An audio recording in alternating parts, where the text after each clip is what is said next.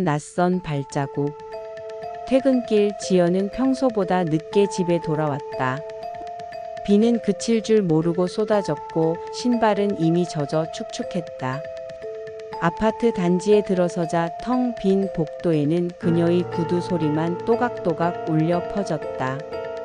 그런데 이상하게도 누군가 똑같은 박자로 따라오는 것 같았다.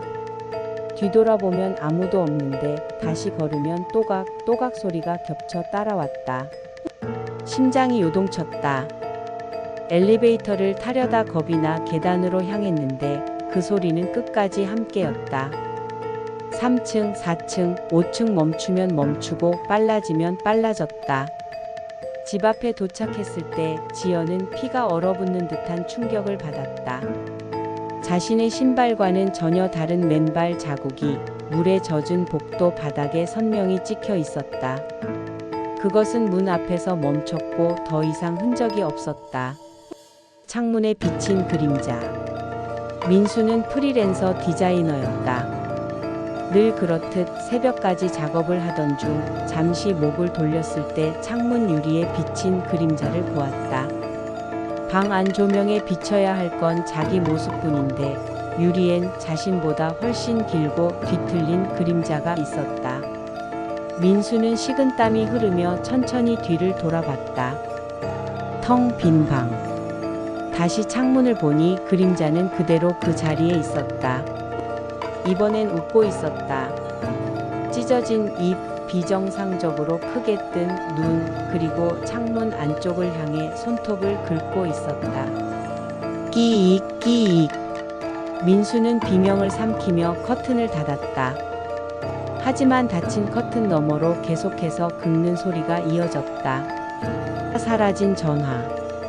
시험 공부를 하던 은영은 창밖에서 들려오는 인기척에 불안했다.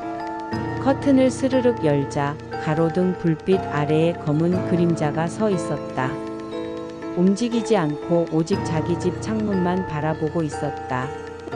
겁에 질린 은영은 급히 휴대폰을 들고 엄마에게 전화를 걸었다. 엄마, 집 앞에 누가 있어. 무서워. 그러나 들려온 건 엄마의 목소리가 아니었다. 후하후. 낯선 남자의 거친 숨소리였다. 은영은 경악하며 전화를 끊고 기록을 확인했지만 방금 걸었던 발신 기록 자체가 사라져 있었다. 엘리베이터의 정지. 늦은 밤 회사원 도연은 엘리베이터에 몸을 싣고 15층 버튼을 눌렀다. 하지만 10층 즈음 갑자기 엘리베이터가 멈췄다. 불은 꺼졌다 켜졌다 하며 깜빡였고 모니터에는 CCTV 화면이 비쳤다. 칸 안에는 분명 혼자 타고 있었는데 화면 속엔 자신 옆에 누군가 서 있었다. 긴 머리, 희미한 형체, 얼굴은 그림자에 가려져 보이지 않았다. 도연은 벽을 더듬으며 비상 버튼을 눌렀지만 작동하지 않았다. 다시 화면을 보자 형체는 조금 전보다 가까워져 있었다. 화면 속에서는 분명 바로 옆에 서 있었지만 실제 옆에는 아무것도 없었다. 끼익. 천천히 귀 옆에서 문을 긁는 소리가 들렸다. 병원의 마지막 불빛. 야간 근무 중이던 간호사 미정은 순찰을 돌다 환자가 없는 302호 병실 불이 켜져 있는 걸 보았다. 들어가자 침대는 비어 있었고 불을 끄고 나왔다. 하지만 몇 발짝 걷지 않아 다시 불이 켜졌다. 세 번째 들어갔을 때 침대 위엔 누군가 앉아 있었다. 환자복 차림, 고개를 푹 숙인 그림자였다. 미정이 다가가자 그 형체가 천천히 고개를 들었다. 목은 뒤로 꺾여 있었고 검은 눈동자가 허공을 응시하고 있었다. 아직 안 끝났어. 입술은 움직이지 않았는데 목소리가 병실 가득 울려 퍼졌다.